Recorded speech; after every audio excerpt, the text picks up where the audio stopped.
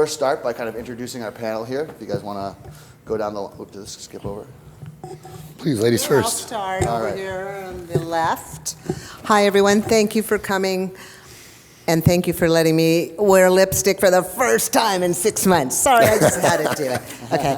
I have a background of 11 years of one of the first edible companies in Colorado, both medical license, rec license, switch gears at the end of 19, now doing wellness retreats, trying to bring everybody back together and see how we can heal us all.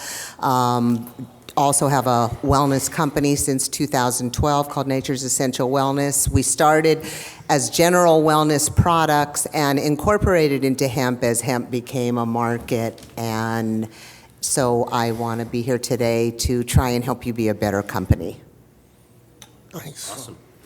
My name is Mark Andros. I'm with Bayou City Hemp, right here out of Houston, Texas. Been in the quality realm of the food and beverage business for about 30 years. Starting off back in the old days of AIB, switching into SQF, and then coming on to just the good cGMPs related to the hemp industry. I've been in the hemp industry only a couple of years. I've had the privilege of certifying 2 plants in that period of time, so it's been kind of fun. Just here to help, hopefully be able to help any of you with any questions you have and help everybody become better. My name is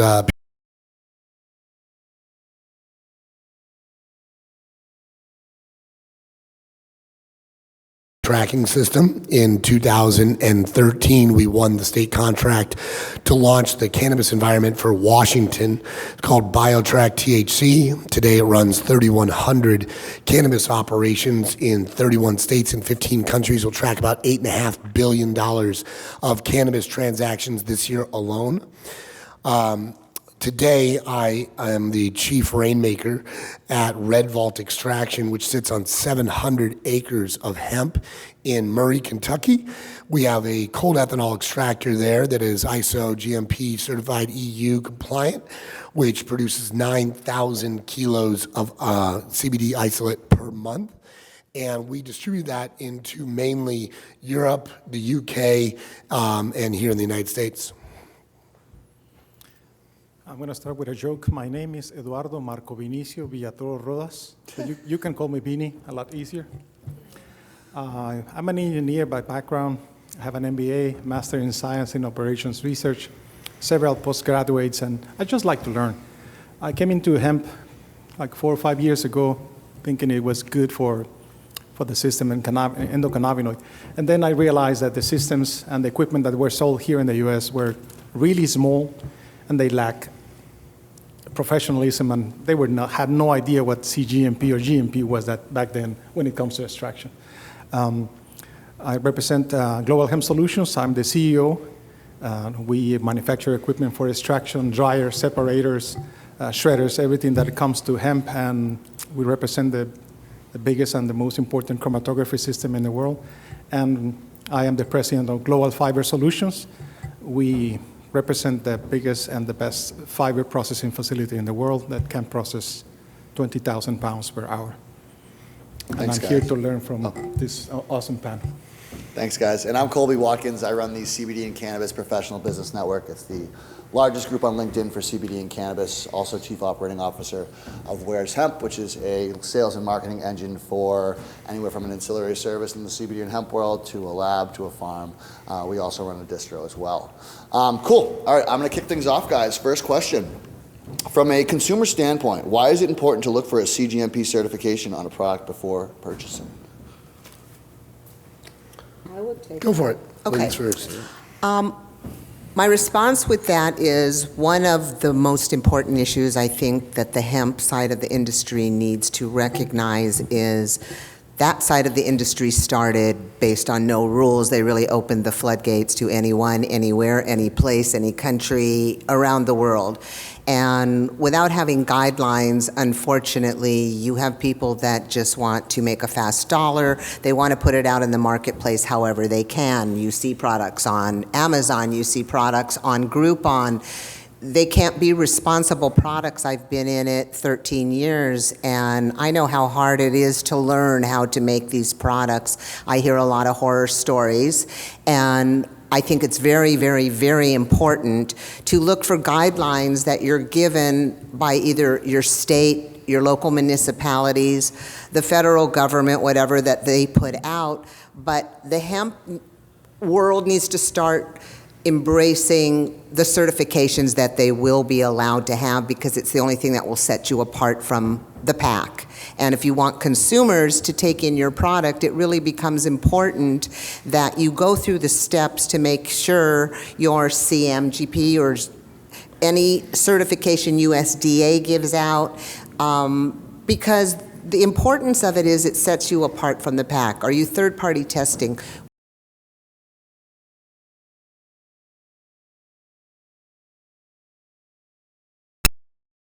Which is a certificate of authenticity of where your product came from. It leads into other testing modes that are very important. Are there tests for metals? Are there tests for pesticides? What are you doing to make your product better than just saying, hi, I have a product, it's got CBD in it, and it came from who knows where, but yet I can price it out to you for $14, so people will be taking it, ingesting it, then it sets a really bad trait for the entire marketplace. So I think when you have the opportunities to get certifications, it's like getting a good housekeeping seal of approval. It's like having the Better Business Bureau say they would look to do business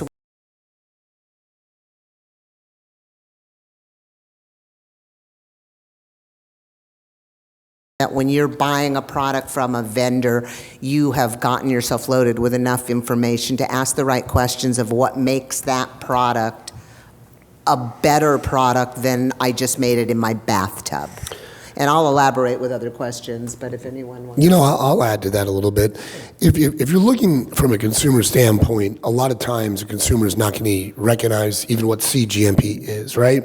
So what we're really talking about here is manufacturing to a highest quality that meets the ability to enter into certain product lines.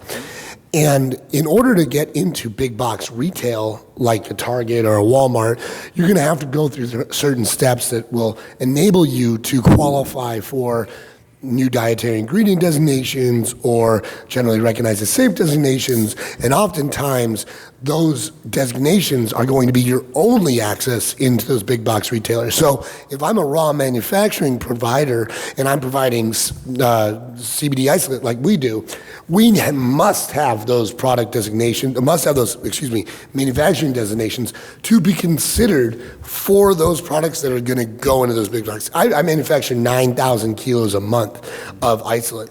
The only way I'm going to be able to sell 9,000 kilos a month is if I have the standardization, which allows for products that are going to be bought at the millions upon millions upon millions. So I'm looking at the dietary markets, I'm looking at the nutrition markets, and I'm looking at those big box retailer markets and recognizing that 10 times out of 10, they're going to select a cGMP EU qualified manufacturer. And so that, for my point, is why it has to be so necessary. Absolutely. Let me add something, Colby, if I can. 2 years ago, we were at a convention. I'm not going to say which one, but we took samples from every single vendor out there, and then we went to the parking lot. We have a mobile unit to test their products. 70% of them had less than the CBD potency that they advertised. 70%. Exactly. 30% had zero CBD, none whatsoever. And we did it again last year. I think it was between 7 and 9% of the products contain the proper amount of CBD. No, it was by mere coincidence, all of them were GMP certified labs. Sure. So for the consumer, yeah, if they are doing cGMP or GMP, most likely you're going to have what they say it is going to have. I think that speaks to the nascent nature of the industry, too. Yes. I mean, we're right now in this big boom of all these companies coming up, right? Yeah. But we're going to find that these companies aren't going to pass the efficacy tests that are required by the FDA once regulated. And so the regulation is really coming. It's already here. The FDA has already told you how they're going to regulate this market. They just haven't formalized it yet. Am I correct? Yeah. So in that standpoint, if you're building facilities or you're buying product from non-compliant institutions, you're either going to have to make a change or your product's coming off the shelf. Exactly. Yeah, absolutely, and that kind of touched on a couple of my questions, which was going to be, how important it is to differentiate yourself with cGMP from a raw material standpoint. But really, what I do want to dive into is when that FDA ruling does come down, from a consumer packaged goods standpoint, how important do you think these designations will be in terms of attracting those big Pepsis of the world, the Frito-Lays of the world? I think it's going to be big on all of it. The simple fact is that you're going to have a level of credibility that's going to be given to you. But I think some of the things, even on the last we missed, is you have so many of these companies out in the industry that are also self-proclaimed as cGMP. They're saying I'm cGMP standards, but if they have a third-party entity inspect them, no, they're doing it themselves, and they're just proclaiming themselves as being up to that standard. And I think you'll find that'll fall very much into the realm of what you were talking about with the 0% and there's a little bit of margin of error. Obviously, you can send a sample to 3 different labs and you're going to get 3 different results quite often. But the bottom line being that you need to be held to a standard. We all need to be held to a standard. And the customer looking towards these cGMP certifieds, they're just looking for a wholesome product as well. They want to give their customer the confidence that the product that they're getting is exactly what it says it is, and it's not going to be adulterated because they leave a door open and you've got creatures crawling around and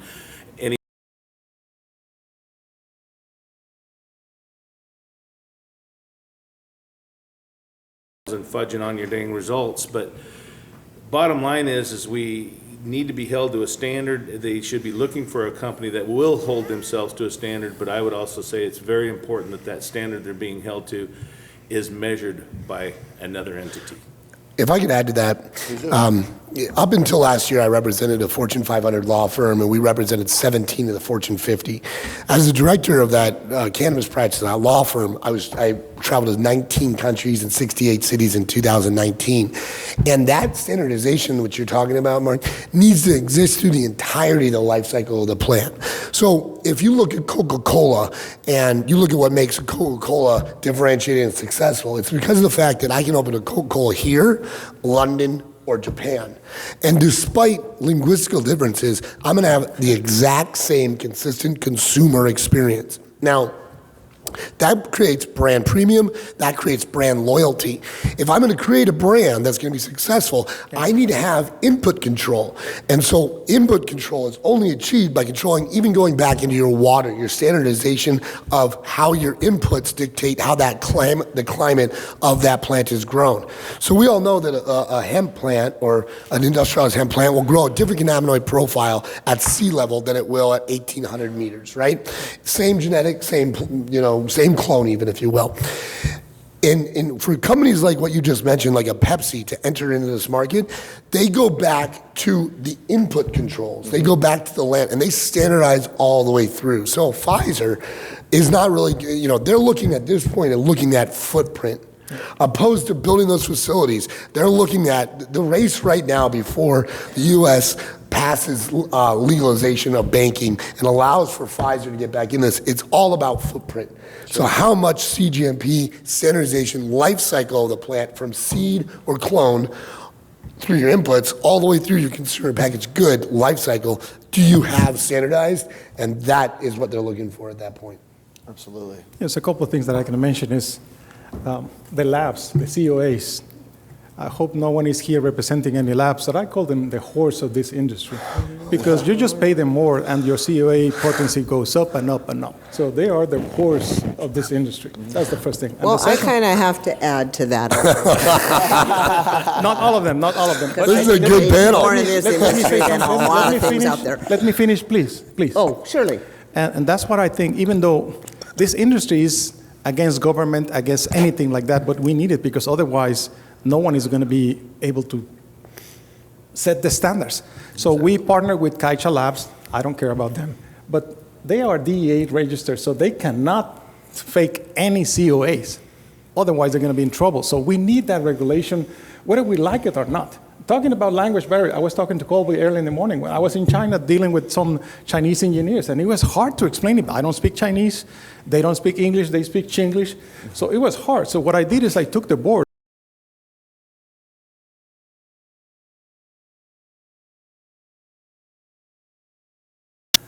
Formulas, math. It was really simple, easy. With the ISO, the UL certification, the GMP, it's universal. We need those if we want to survive, whether it's packaging, products, or anything else. And either if we do it, you're absolutely right. Because if you look at nascent industries that have come to market and have let their industry just kind of run wild and haven't installed these standardizations of processes, the government comes in and does it. And the government's not going to know what is best, how to regulate our market.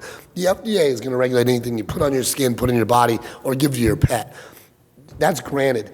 But now that we have an opportunity to get ahead of this, it's either up to us to standardize this and require it, or it's going to be required from us. Either way, we have to do it. Absolutely. Yeah, I mean, these are important situations. The testing is important, but it's still really very much a problem. We use third-party testing. I can take 3 different products from the same batch, send them to the lab, and have 3 different results, and yes, they are the gods, because the final decision is really still the lab and how they turn it into your state and what your levels of milligrams or percentages are in your tests. On the flip side of the coin, there has to be a divide line of what makes your product important.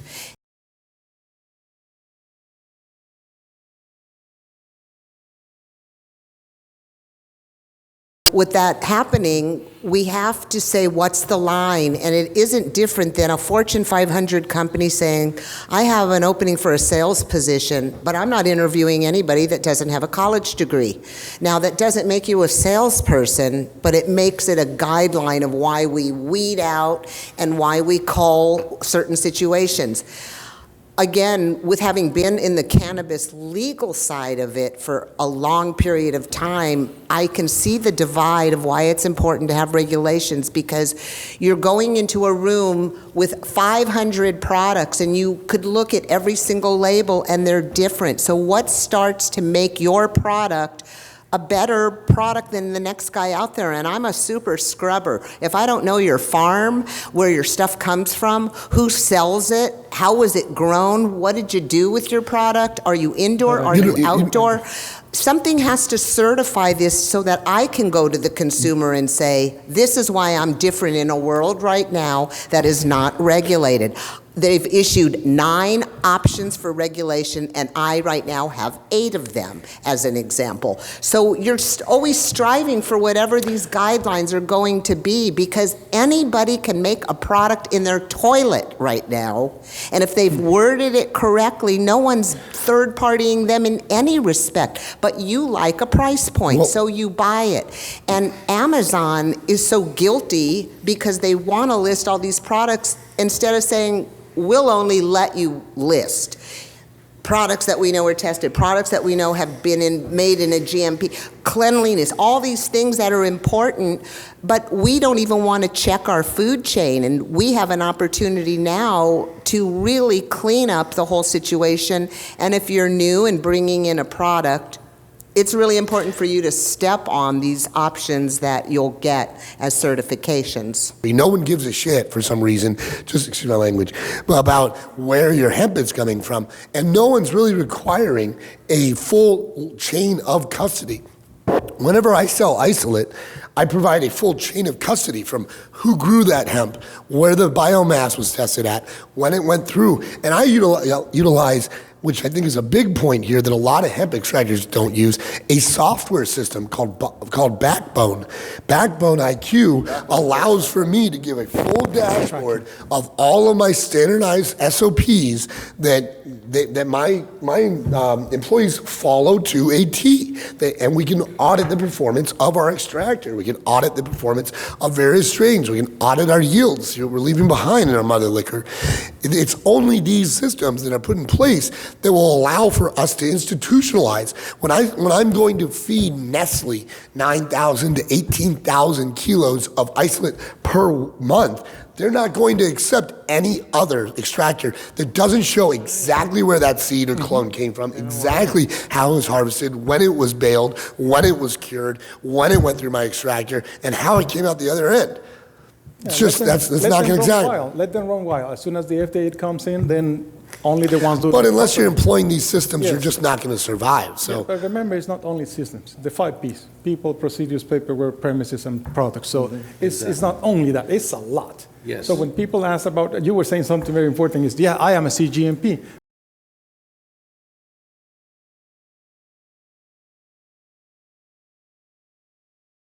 The bottom line, you're talking about the procedures and everything else that are in place, but who's checking to see you're Exactly. doing That's them right. by those? It's easy to throw things down on paper.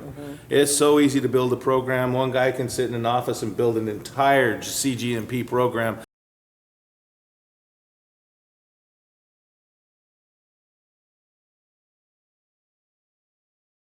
In and really look for the fact that they're doing what they're saying.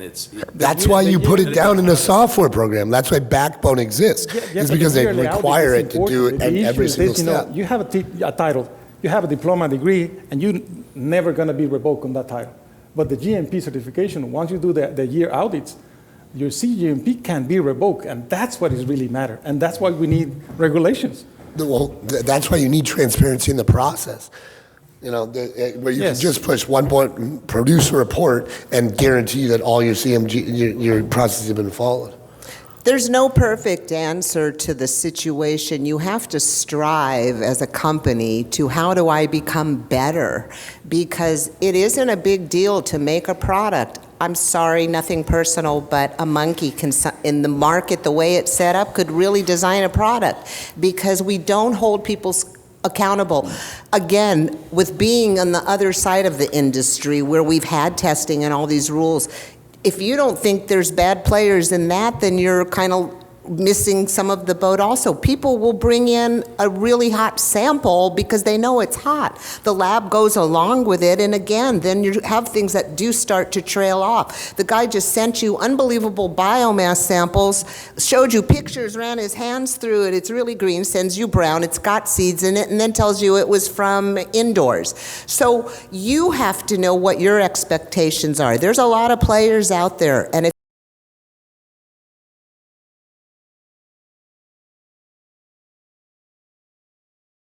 to be in. Cannabis is very, very flippin' expensive. Expect to spend a lot of money and even more money to get your top of the mark because the big boys are going to come in and play you like a Roman candle. So it really is, how can I jump in and be professional from the get-go instead of trying to double back because the pain's already surpassed that point. And that's why everything I think everyone's talking about is important to have these designations. You'll never necessarily be perfect on it, but you've strived to do the testing, to have third parties come in, to have your health department checking your kitchens, to make sure your equipment is right, the way your SOPs are written. Those are all super important in order to make it in an industry that will now start playing out like musical chairs. We're going to set a rule, and if you don't play it, you're not in the game any longer, and you go away. Or you can be stagnant and you'll go away because people will go over you to be compliant because that's what we have to be to succeed. I guess you're right in almost everything. The only thing I'm not agreeing with you is that monkeys can do this, and that's the mistake right now. Because the issue is, that's why, I'm sorry, I haven't never smoked weed and have nothing against those guys at all. But that's why I call the potheads. Those guys are running the labs. That's why in Oregon, California, and Colorado, we have fires all over the place all the time because monkeys, that we cannot allow monkeys to run those. We need engineers. We need people with background and setups. If we do it like that, it's going to be the Wild West. Remember when the fire department went to my facility, I showed them this is what we're going to do, and he says, I don't care, you're in the middle of nowhere. If there's an explosion and it's only you guys dying. That's not the right answer. We cannot accept monkeys working on this. We need to have the right people doing this process. Otherwise, we're trashing our industry. We cannot allow that. I'm sorry. Absolutely, That's and true. I think, guys, we've talked a lot about the actual manufacturing practices, but one thing that we need to discuss here is the actual inputs themselves, right? So, what is the importance of USDA certified organic? What is the importance of that chain of custody, and how does that play into kind of this emerging market, and also how does it kind of help the problems that you guys are talking about by having that designation and by holding that those levels of accountability? Well, it really allows you to access the larger consumer base.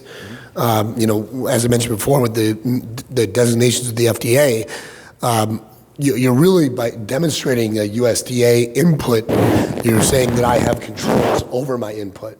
And in order to, consistently deliver that consistent consumer experience and build brand premium and build brand loyalty, you have to have that single source input by which you can control. Sure. Now, what we're finding in hemp is that, hemp is planted mostly by seed, and each seed is just like you and me. It's a different little human being, right? But what we're going to be finding is when countries like Mexico and Colombia enter into the market, we're going to find behemoths. One of my former clients was a company which is a combination of the largest agricultural producer in Mexico and the largest drug producer in Mexico. They make 350 generic drugs and distribute them to 42 countries already. They have a 20 square kilometer environmentally controlled greenhouse. Those guys don't make mistakes. So if we want to survive in cultivating hemp here in the United States, we better get our shit together. Absolutely. Absolutely. And I think we have a question out in the audience, so I just wanted a quick pause. Yeah, maybe going backwards a little bit here, but I wanted to ask the question that you raised a minute ago. Who certifies GMP? It depends on which country you are, different institutions. Germany But there's has the only most one- strict. Yes.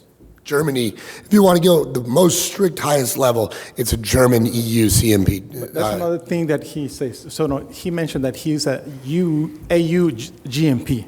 So you can be certified here in the US for one institution, but you cannot bring your products to Europe unless you fulfill the European certification. So it depends on where you want to be certified.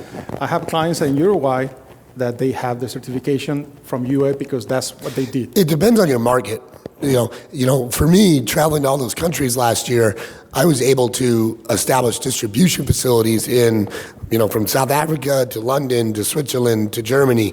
And so I get my product into those tough markets and I get a higher yield. People are selling it for $500 a kilo here in the United States. I'm getting $6,000 in Japan. And the reason I'm doing that is because of the fact that I have gone the extra step to go and get the certifications from each one of those inputs. I'm a expert in what those are. Like, we made sure we built to that degree. And, if I can recommend a couple companies to you after we talk. It's not done by government. No. Auditors. Yeah. It's recognized. Internationally. Yeah, and a little bit on the timeline of, excuse me, and just a little bit of questions on actually the timeline to get cGMP certified and kind of the easiest road to that certification. I know I'm the moderator, so I'm not supposed to give my input, but from my understanding, the easiest way in the U.S. to get a cGMP is to already move into a building that was previously cGMP. If not, there's quite a long timeline. Do you guys want to elaborate on that a little bit, or kind of the roadmap to get there? That will be depending on who built the building. because sometimes it's a lot easier to just start from the ground up, and sometimes it's easier to retrofit if they did it properly. Mm-hmm. And of course, it was depending on what kind of products. If it's a pharmaceutical company, easier. If it was something else, it's painful. So it depends on who built the project, who built the building, and what we were doing before, and how many processes they were given, because we need to have a room for every single process that we have separate. So sometimes I think it's easier to begin from the ground up. Sure. And part of that also is the certification we're seeing is states are doing different things. Mm-hmm. And some of them are ridiculously slacker mentality on what they're expecting, that you own a mop and a 3-compartment sink and have enough soap to clean your floors. I mean, that to me doesn't make a GMP kitchen, but when they put it on municipalities or privately, or states hold the decision of how it's going to go down as what your GMP definition is, that will be part of it. And you'll notice on products, even when you shop in the grocery store, when somebody talks about GMOs or gluten-free or whatever, you feel more secure as a consumer when you buy that product and you look at the can or the label and it says this label that they're talking about, non-GMO. This says non-gluten-free. Well, it's meat. It wouldn't have gluten in it anyway, but they tout it because the consumer still has this vision of what are right things we should consume or wrong things that we can consume. And the more information they have and the clearer your product can be, it's more of a drive for the consumer to buy it, because unfortunately a lot of products are not healthy. And as an example on our side, MCT was put into vape pens, everyone thinking it's the coolest, healthiest thing to do. You don't smoke it, but they were. And then they find out there's health problems. So that's why it's good to have third parties to tell you what's wrong or right in your product so that you can stand proudly and say, I've had a health team look at it, I've had a certified inspector look at it, whatever you feel And makes good you put your attorneys. head down to make your product good because you want it to be the top of the mark of whatever is the allowable top of the mark for as far as we've gone in the industry. Well, that's the point of, like, again, who you select to be your auditor. I'm only selling in the United States, so I'm not dealing in Yes. the European side. And in both the food industry, which I was in for a long time, and carrying it into here, I've been working with NSF. Yes. Right. And excellent company. One of the things I really like about them, you can go to their website, you can type in the name of your business, and boom, it pops up if you're cGMP certified through them. And they hold you to a very good standard. Yeah, what is going to happen? My I'm sorry. current facility, we finished our build-out in August. But I've been working the whole time they were building it. According to specs. Yes. Exactly. And we were certified the first week of October. Yes. And it was a difficult undertaking in making sure that everything went the way it did. We have an awesome team. And bottom line, we actually went through an NSF audit, and in 30 years of dealing with the NSF, this was the first time I ever got a audit with 0 findings. Right on. Nice. And it was a very, very amazing thing. The team really excelled, and it was grasped by the customers that we've been dealing with, wholeheartedly. And so, yeah, I believe there's a big piece of that. Rolling back into the piece we just switched to in regards to the organic, it's just very important on the certification and the way they're monitoring every step of the way. I mean, and it's kind of neat to see how it's going to take place. And I've already certified one company in organic. I'm working on our current one now. We just finished our application. But I handled organic coffee for 25 years. And just seeing how they're carrying and have intensified what they're going to be doing on the hemp side of things to keep track of what's going on is very impressive. And I believe having a USDA certification on your organics is going to be a very positive opportunity, not just to deal with the organics, but it's a simple fact. It also shows that your facility is capable of handling the protocols. If I could just second to that, if you want to make it easy on your team and easy on yourself when building out an operation, employ a software system which makes your team accountable by step, and gives you the opportunity to audit yourselves, gives you the opportunity to audit your extractors, gives you a look at your processes and how they can be improved. Not all extractors are made the same, not all operators are made the same, not all material is made the same. And it gives you the ability to say, with one click of a button, here are my reports, here are my yields, here's how long the extractor ran, here's what came out of it. These systems are quintessential.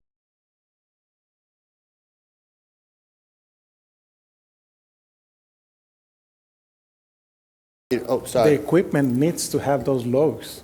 It's a must. Oh, it is, It's a absolutely. must. Otherwise, you cannot go back and check the history. So it's a must for the equipment. when they do Absolutely. it. So We're going to talk about backbone after this, you and me. And just to pick up off that too, especially if your model is that which is tolling, a software like Peter's talking about here, is going to give you what the outputs are going to be and the actual efficiencies in the labs are going to be before you actually go through the process of running that material. So extremely important for anyone who has that type of tolling model. Backbone IQ is probably one of the best out there. Another Backbone IQ plug. Anyways, so I kind of wanted Can I say something against what we're talking, but I think is important? If someone here is preparing products right now and he's thinking it's going to be expensive to be cGMP, yes, it will. So my suggestion to you is run as fast as you can to make as much money as you can, because when the FK comes back, you have to be GMP, and then hopefully you'll save enough to do it. Right now, this is the Wild West out there, so make as much money as you can right now. Amen. Yeehaw. Absolutely. That's unfortunately true, because once they start slapping you with guidelines, your life will change in this industry, and you'll be asked to do a lot of things you don't want to do, but they have a very clear picture of no one's forcing you to be here, but you have to pay to play or you don't get to play. If we make a rule, you either follow it or that's the chair, you lose. And you won't agree with all their rules, and they make a lot of them, and they can enforce a lot of the ones that they make. So you really have to be very clear where you're spending your dollars, and that you don't just dump in all at once in one spot, because they could pivot you tomorrow and say, sorry, we've changed our mind, and now you need to do this. So you really have to stay very current and very on top of where rules go for wherever you're located and whatever your municipality is. And let's talk a little bit about that kind of dollars and cents within the United States versus the international market. Obviously, the United States is quickly becoming a hub for CBD and cannabis, and with that, obviously the market has actually deflated a little bit, but the international market is holding high standards, high regulations, and a lot of them are done through cGMP, EU cGMP. You guys want to talk a little bit about how important it is in order to get into a market like Japan, who is probably the hardest one out there, but yeah, just moving into that type of Japan market. requires you to derive CBD solely from stock and seed. So at the current juncture, it's quite difficult, and that's why it goes for such a high premium. And Japan's about to go through what a new regulatory track and trace system that's being brought forth by a company called FutureWell, called HEPA. And that is a DNA strain track and trace system that stays with the product from a seed all the way through a consumer packaged good. And that QR code, which you can strain, will provide you that entirety of a life cycle, and they require that going in. Japan's about to release its new rules and regs. And I believe many of the major countries like Mexico, which just went live, are also going to be doing the same thing in the very near future. So being able to provide a full chain of custody from product, from seed, all the way through consumer packaged good, I think will most likely become the standard of the industry. But international markets are of higher value because they're just harder to get into. Less people come in the United States, or extractors go from Kentucky to go to Switzerland to meet people, and especially with these conferences being down, it's just a harder thing to do. But it also requires a higher level of due diligence and compliance. For example, our partners in Switzerland would not be doing business with us if we didn't demonstrate a full chain of custody, if we didn't demonstrate our transparency through Backbone and the consistency that they can depend upon it. Hitting that QR code, and it's now on the transporter to them. So those markets yield a higher price premium because there's just fewer players being able to get into them. Sure, absolutely. Did you have a question? I see you with the microphone over. Yeah, I just want to add something too. Earlier, you asked these folks about how do you get to cGMP, like if you want to get there, and you guys talked about infrastructure a little bit, but one thing you didn't address is the management system elements, because there's a lot of things with the cGMP that if, you have the right infrastructure, but you have to have the processes and SOPs, as you mentioned earlier, and that's somewhat specialized knowledge, especially if you're new to the industry and you know about CBD and you know about hemp and whatnot, but you don't know what you don't know about best practices for good manufacturing and risk management and things like that. So how do you suggest that manufacturers acquire that sort of knowledge? Can Consultants. I answer? Oh, Yes. sorry. I'm going to just answer a little bit, Peter, for 1 second. If you're fortunate enough to have compliance companies where you're located, or you reach out to states that have gone through it already, there's Ali Consultant. Her company does both marijuana and hemp, and basically they can come into your facility, assess what you have, what you need, where you should start, what you haven't done, or maybe where you will begin, and they can give you a full assessment and work within the boundaries of your early knowledge, because there really are no stupid questions, and that's the first thing you should really recognize. Anything you ask is really an important question, because we are still all learning about it, and you're maybe coming at it from a different perspective because you're new and not seasoned. But I know of 5 companies out there that could totally take you from 0 to 100 on a CMP, GMP kitchen or whatever product. So they are out there, and that would be a very good place to reach out, because they will help you get through your SOPs and define if they're correct. The advice I give you is I'd first work backwards on saying what product I'm going to make. Where am I going to end my product? And if I'm just going to be what life cycle of the plant I'm going to be in. And then I would look at the consultants that have replicated that process many, many, many times. There's a bunch of us out there that have done this for years now. I would start and say, okay, am I going to be an end product provider, or am I going to be a raw material provider? Am I in what part of the life cycle I'm in, and then focus in on that. So GMP, I will say the 5 Ps. I'm sorry. Go ahead. No, you go ahead. Paperwork, every single thing that you do has to be written at the SOPs, how you're going to fulfill paperwork. People, that's important. The processes, the premises, and your products. Every single one of those 5 Ps. You have a visitor, you have a paperwork to fill out, you have an SOP for that. It's a lot of work. So the question will be, how big is your company? Because you might write the SOPs. If you do it properly, you might be able to do it. If you know how to write, and if you have logic in your thought process, because then this is the first thing, the second one, and if they get you approved, perfect. If they don't get you approved, they're going to say, no, you cannot wash your hands before you enter into the bathroom. You have to enter the bathroom first, and they go, okay, then you can modify those things. You can do it yourself if it's small. Big companies, we've done that before, but when the company is too big, I call the big boys. There's a company out there in Barmouth, they do operations all over the world. When I need someone big, because it's just way too much, I call them and say, guys, take care of this, because the SOPs, writing the SOPs, it takes you forever. And most of the time, even us, we suggest someone working over there, running the SOPs and writing the SOPs. We're going to guide them how to do it, because remember, once you get the certification, it's not over. Now you're going to run it over and over and over and over. So it's better if the guy writing the SOPs is going to be working for you and the company, because then he's going to be making sure that every single one on the company is going to be pushing so you fulfill the SOPs. Then you keep the certification. Right where I was headed, because the simple fact is you can pay a consultant, no problem at all. When that consultant leaves, that period of time the consultant was there, that's what knowledge one, two, or the team or whoever was attending, they got that bit of knowledge. I personally believe the best way to do it is to hire somebody who is a professional that's been doing cGMPs and has been working it. And it doesn't necessarily have to be around the hemp industry, but they've got the background to be able to do what it is. You bring them on board, it's going to cost you a little bit more. If they're going to become an integral member of your team, they're going to be there for the long life of the whole piece of it. Because let's be realistic, we all change procedures. You find a new way to do it. Okay, what does that entail? You got to do change management. You have to put in all your change management. You got to show that it's all been formed. You got to redo all your SOPs and everything that ties around that. Not only that, you got to take your old SOPs. You got to catalog them to where they need to be.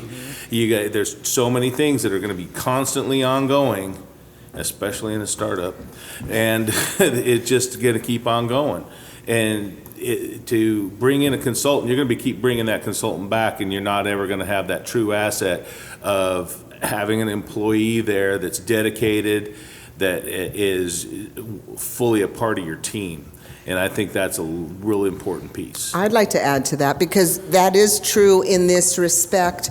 One of the things that we learned was we seemed to always be the butcher, the baker, the candlestick maker. There wasn't anything we couldn't do, so we did everything ourselves. And it was short-sighted as can be, and it wasn't because we didn't know the knowledge, but it wasn't our specialty. So I would find to advise people at this point is know your lane And when you're not in your lane, you hire the other guy to be in the lane he knows. And when he asks you and invites you into his lane, then you collaborate about it. But don't think you can run every division of your company. You can't. You may have knowledge of it, but you can't run it all. And that's where it also goes back to money, that you put in place the people who will give you the step up so that you can focus on what you do good. If you are really a bang-up salesperson, you're not necessarily writing the SOPs. So it's really important to have yourselves focused on what's going to grow my company by me not being short-sighted. I want to be the top of the mark, not the bottom of the barrel. So how do I get there? I do one thing at a time. I do it right. I make sure it's working. And then I incorporate the next thing into it so that I can make the steps up to be the best I can be out there. Yeah, I couldn't agree more. That investment into yourself up front is going to save you so much time, work, and energy on the back end, and also that learning experience and learning curve is absolutely worth your time in the investment. And it all can be automated through a software system. There's a question over that thing.